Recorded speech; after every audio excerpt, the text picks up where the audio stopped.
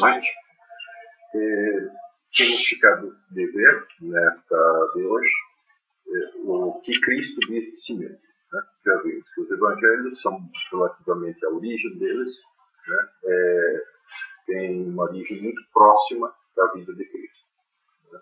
Provavelmente escritos não mais tarde do que o ano 70, três sinóticos, Mateus, Marcos e Lucas, e possivelmente o primeiro deles, Marcos, talvez em versão aramaica, escrito até por volta do ano 50 ou antes, o que significaria menos de 20 anos com relação à vida de Cristo. De forma que eles estão muito próximos, né? Provavelmente são realmente aquilo que dizem ser, né? Isto é, testemunhas diretas ou indiretas da vida de Cristo. Portanto, tem, ao contrário de alguns professores, a intenção de fazer um registro histórico e não literatura. Né? Ok. Então, o que eles nos contam sobre Cristo? Né? Primeiro é preciso ter uma preocupação do seguinte, que é a preocupação de lê-los no original. Né? De ler o que dizem, antes de ter qualquer teoria prévia ou qualquer intenção de provar uma determinada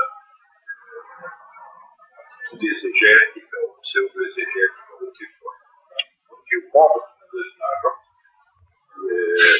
discursos de Cristo, milagres de Cristo, curas efetuadas, etc. e tal, é o mesmo modo como referem detalhes da vida cotidiana. Ou seja, eles não têm nenhuma preocupação de distinguir claramente entre Cristo.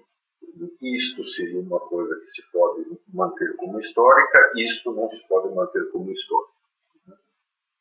A quantidade de críticos, comentadores, exegetas, metidos a exegetas, pseudo-exegetas, ideólogos de diversas coisas, que fizeram o seu recorte do Evangelho, é enorme essa altura da história.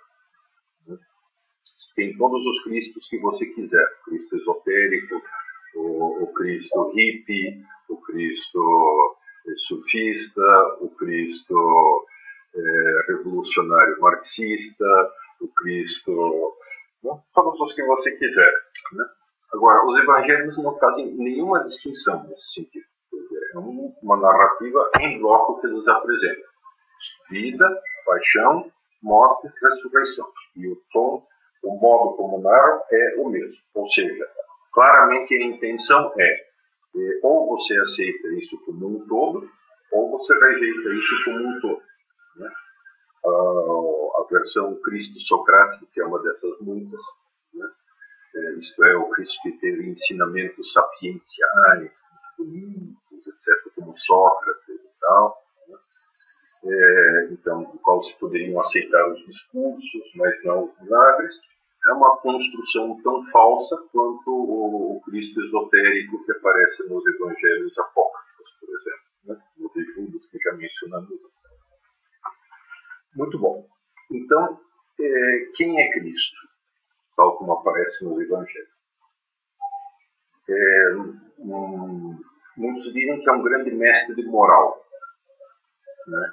O centro do ensinamento de Cristo, já digamos leituras não tão ideológicas, mas leituras de gente comum, desprevenida. Né? Cristo seria um grande mestre de moral. Nesse sentido, é preciso dizer que não. Cristo, num certo sentido, não é que faça uma revolução na moral. O que ele faz, claramente, é aprofundar e interiorizar a moral judaica que era ensinada no seu tempo, que é baseada nos 10 mandamentos e na lei, no restante da lei de Moisés. Nesse sentido, quer dizer, não é que ele acrescente muita coisa que outros moralistas não tenham dito. Apenas coloca isso como uma exigência interior da pessoa e não como uma espécie de regra exterior ou externa que é preciso cumprir. Nesse sentido, exige ser perfeitos como meu Pai Celestial é perfeito. Né? Uma das coisas mais centrais é esse aspecto. Moral identifica-se com perfeição pessoal. Mas também, nesse sentido, né, isso não é propriamente uma novidade absoluta nem dentro do judaísmo. Né? Há rabinos como Hillel, um dos grandes da época de Cristo, pouco anterior, que tinham ensinado coisas muito semelhantes. Né? Portanto, não se pode dizer que Cristo tenha realmente feito uma revolução em matéria de moral. Cristo se apresenta efetivamente, sim, como o Messias, esperado por Israel. Né? Dentro do judaísmo havia a corrente que esperava aquele que havia de restaurar o reino de Israel. Né? E, de fato, Cristo começa por anunciar o reino de Deus. O reino deve ser entendido aqui no sentido de reinado, como dizia o Papa Bento XVI. O reinado de Deus na alma de cada um. Cristo diz, o reino de Deus está próximo, ou então o reino de Deus está no meio de vós, né? E depois crede, convertei-vos e crede no Evangelho. O ponto central da mensagem dele é esse, da proximidade do reino e a necessidade de conversão para aderir a essa boa notícia, Evangelion, de onde vem a palavra Evangelho, boa notícia, boa nova, da proximidade do reino. Por outro lado, né, ele não faz nada daquilo que se esperaria, daquilo que os seus contemporâneos esperavam que o Messias fizesse. Por volta da época de Cristo, você tinha vários movimentos messiânicos que iam na linha de, né, vamos tomar as coisas nas nossas mãos, expulsar os romanos que nos dominam e dar um jeito de restaurar o reino de Israel pelas vias humanas, pela força, né? Tal como classicamente já todos os impérios se impuseram. Né? Ora, Cristo não faz isso. Né? Não pega em armas, não reúne discípulos religiosos, não, em nenhum momento há alguma pregação contra o domínio romano. Né? Quer dizer, todo esse reinado de Deus é um reinado que é apresentado como um reinado interior, não como um reinado externo. Né? Portanto, também nesse sentido, é uma figura que é um pouco paradoxal. Depois, um terceiro foco sobre o qual gira todo o ensinamento de Cristo no Evangelho é sobre quem ele é, curiosamente. Né? Um dos pontos mais centrais, talvez, até o núcleo do ensinamento evangélico. Ele começa por se apresentar na Galileia, né, como filho do homem. Essa é uma expressão que aplica a si mesmo. Essa é uma expressão que em si tem várias interpretações. A primeira interpretação elementar, óbvia, né, que o filho do homem é um homem, para Deus, é um ser humano. Né? Nesse sentido, a única coisa que ele faz é apresentar-se como um ser humano. Mas essa expressão remete a uma passagem do profeta profeta Daniel, né, que, numa das suas visões, diz que viu o ancião dos dias, uma referência a Deus, ao Eterno. Aqui no máximo você pode ver uma estátua pagã do Eterno, que é isso, um velho de longas barbas brancas esvoaçantes, uma espécie de movimento congelado, né? Ao mesmo tempo a totalidade da mudança e a totalidade da permanência do ser. Então é o antigo dos dias, né? Diante de cujo trono estão milhares de milhares, milhões que observam, alusão aos anjos. E diz que diante desse antigo dos dias se apresenta o Filho do Homem, a quem foi conferido todo o poder, toda a glória e toda a majestade. Então, quando Cristo se apresenta como Filho do Homem para os seus ouvintes, ele está trabalhando em dois planos. Está afirmando a sua humanidade e está aludindo a essa imagem um pouco misteriosa de Daniel. Em segundo lugar, Cristo age na prática, sem identificar-se, como o novo profeta, como aquele que tem uma autoridade equivalente à de Moisés. Né? Moisés, sobre uma montanha, o Sinai, deu a antiga lei, né? Criou a antiga aliança, a aliança de Deus com o povo eleito. O Sinai é uma montanha rochosa e digamos, meio tremenda. Se você vê fotos daquilo, é uma paisagem desértica bastante impressionante. Cristo, pelo contrário, né, senta-se sobre um dos montes à beira do lago de Tiberíades, o Monte Verde, diz Marcos que há lá um gramado que se estende até a beira do vale, né, formas suaves e serenas, né, e lá ele apresenta a nova lei. Né, mais de uma vez diz: ouvistes o que foi dito aos antigos, expressão que alude claramente a Moisés dando a lei. Né? Não matarás, um dos mandamentos. Né? Depois, eu, porém, vos digo, né? Aquele que chamar vaca, maluco, né? Estrambelhado ao seu irmão, será réu de juízo.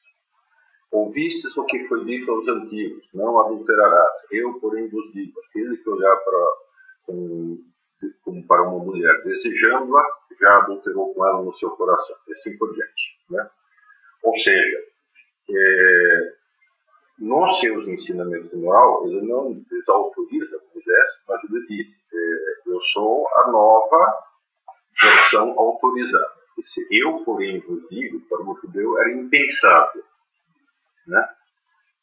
Tanto assim, um amigo meu me contou esses dias que estava lendo um livro de polêmica judaica contra o cristianismo, contra Cristo, em concreto. E o livro começa exatamente assim. É uma atitude compreensível e legítima do ponto de vista judaico. Né?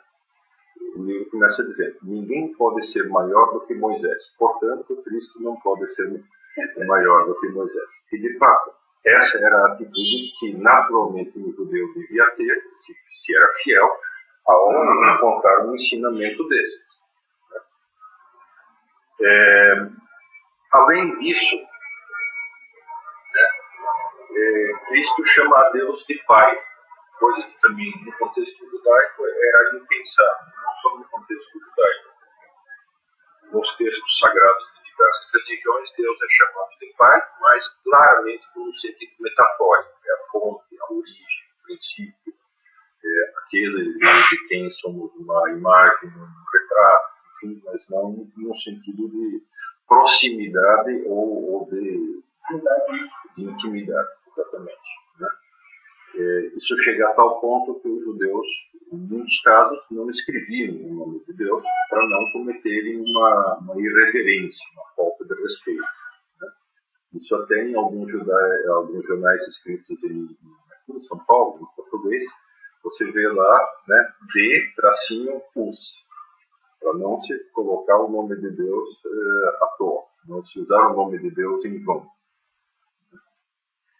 E Cristo chama Deus de Pai, né? E pior ainda, na oração do Orco, chama-o de Abba, que em aramaico é paizinho, papaizinho. Né? Uma total... Nem se podia cogitar desse grau de intimidade com relação a Deus. Isso é uma coisa que nasce da atitude de respeito, mas o que Cristo demonstra é, além do respeito, um grau de proximidade a que um homem não podia se sentir autorizado se não fosse diretamente pelo próprio Deus. Outro passo nessa progressiva revelação de si mesmo que Cristo faz é quando lhe trazem um paralítico, por causa da multidão, não consegue chegar diretamente a ele, ele estava sentado na entrada da casa do Pedro, então eles dão a volta, sobem ao telhado da casa e começam a tirar a cobertura para descerem o paralítico. Como as casas eram de tijolos de barro, né, portanto, era no fundo casa de pau a pique, pouco mais, né? Em cima havia uma série de galhos, varas de madeira, né, que eram cobertas de barro. Então, desfazer isso era bastante fácil. A ideia é assim, paralelo pelo buraco aberto, e Cristo lhe diz: teus pecados tem confiança, filho, teus pecados te são perdoados. Ora, né, imediatamente a reação de parte dos circunstantes, os fariseus, que eram a seita mais, vamos dizer assim, conservadora ou fundamentalista dos judeus, a reação imediata é de choque. Quem é este para poder perdoar os pecados? Né? É como se alguém me desse uma bofetada e entra um outro no meio e diz: desculpa. Quer dizer, o que esse cara tem a ver? Quem tem que me pedir desculpas é o ferido. Quem pode perdoar sou eu. Quem pode perdoar os pecados, dizem eles, é só Deus. Não faz sentido que este fulano aqui venha agora dizer que os pecados são perdoados. O que era, na verdade, uma maneira de Cristo se identificar com Deus sem o dizer explicitamente. E a seguir, complementa, né? Ora, para que vejais que o Filho do Homem tem sobre a terra o poder de perdoar os pecados, o que é mais fácil? Dizer que os pecados são perdoados ou dizer levanta-te e anda? Né? Então, para que vejam isso, diz ao paralítico: levanta-te e anda. E o paralítico se levanta. Portanto, Cristo chama, não só se põe no lugar de Moisés, como claramente, de maneira velada, mas claramente, o suficiente claramente, se atribui poderes de Deus. Além disso, né, exige fé em si. Credes em Deus, crede também em mim. Outra passagem. Ou seja, exige dos seus discípulos a mesma fé que eles têm em Deus. Outro absurdo que dentro da mentalidade não cabia. Né? Aplica, numa polêmica, isto já mais no final da sua vida pública, são 3 anos, quando ele tem por volta de 30 anos, então seria em torno do ano 30, no final da sua vida pública, já numa discussão com os fariseus, mais uma vez, mais observantes,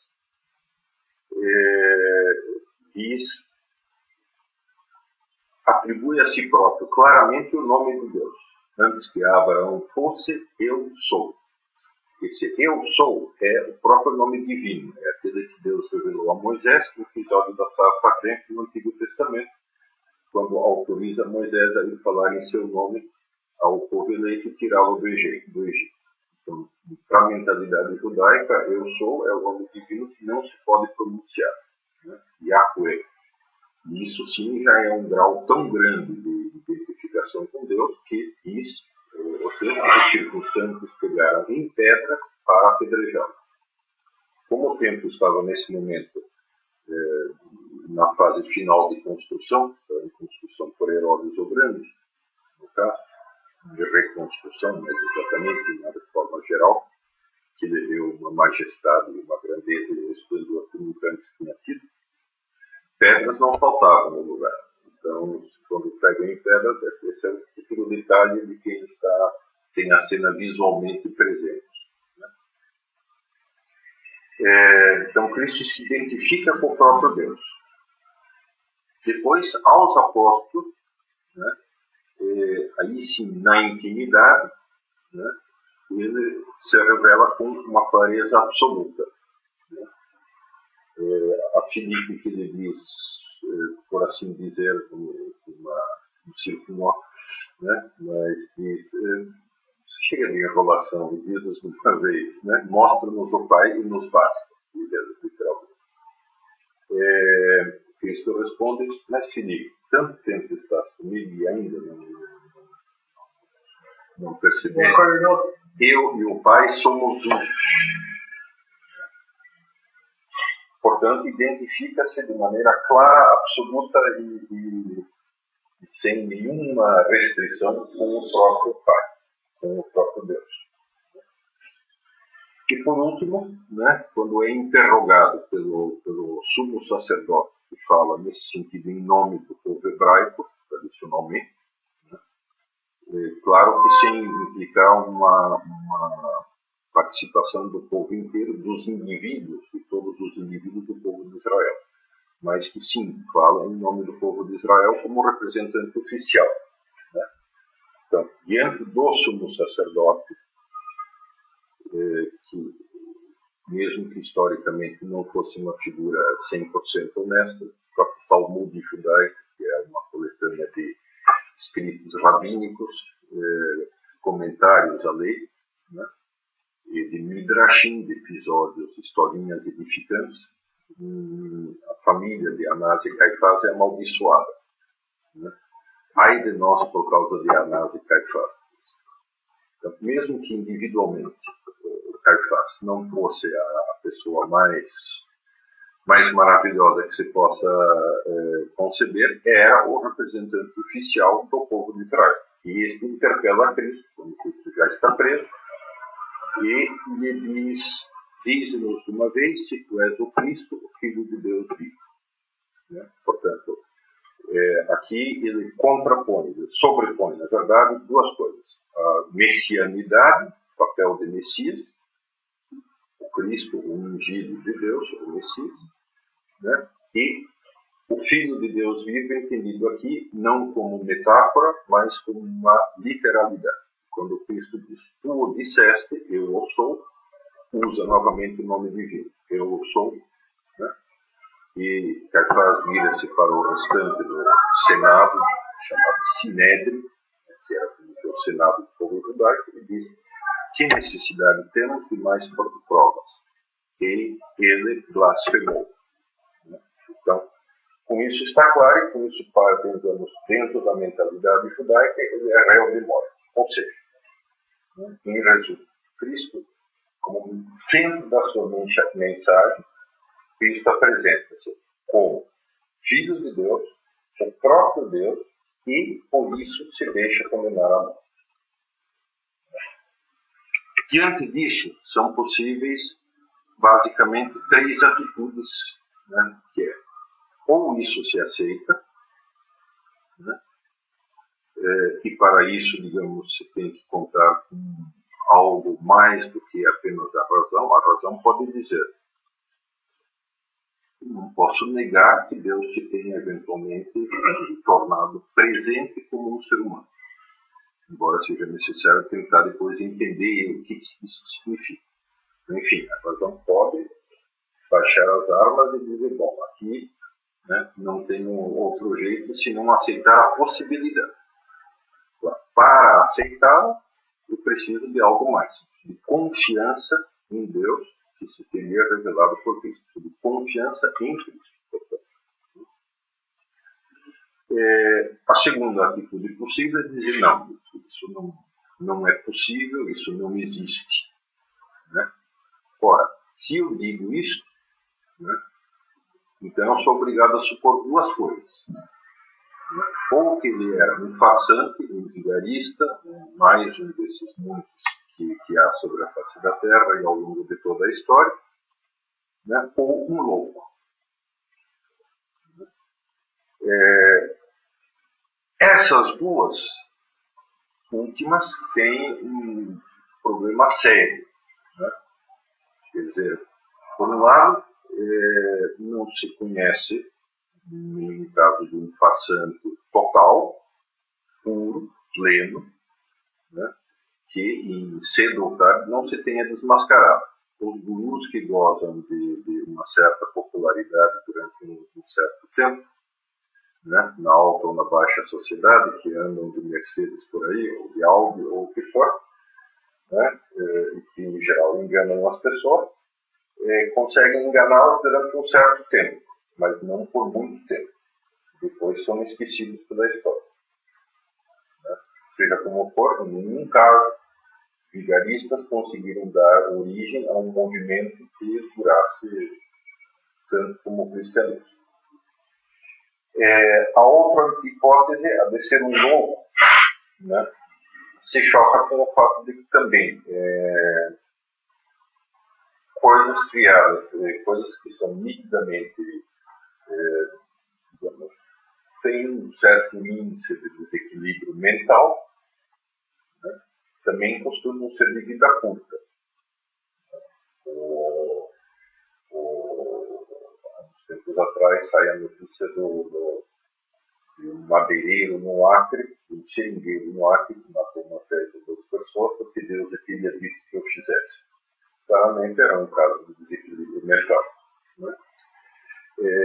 Se você peneira, né, esses casos, aí sim, contando com tempo suficiente e com um número suficiente de críticos, esses movimentos não resistem. Então, no fundo, o drama, e isso desde sempre, para todos os cristãos, para todos os não cristãos que conheceram a vida de Cristo, desde sempre o drama se apresenta como uma de 2 possibilidades. Portanto, Agostinho sintetiza como aut Deus, aut mamus homines. Quer dizer, ou Cristo é Deus, ou é um homem mau. Mau por loucura ou mau por vigarice. Que não é, de jeito nenhum, é um cara legal, um sonhador inofensivo, um sujeito, digamos que gostava de florzinhas, né? Um cara que tinha bons sentimentos, etc. e tal, um grande homem em quem a gente pode se inspirar, né? Todas essas coisas, não, dos 7 sábios da história, etc. Todas essas não servem.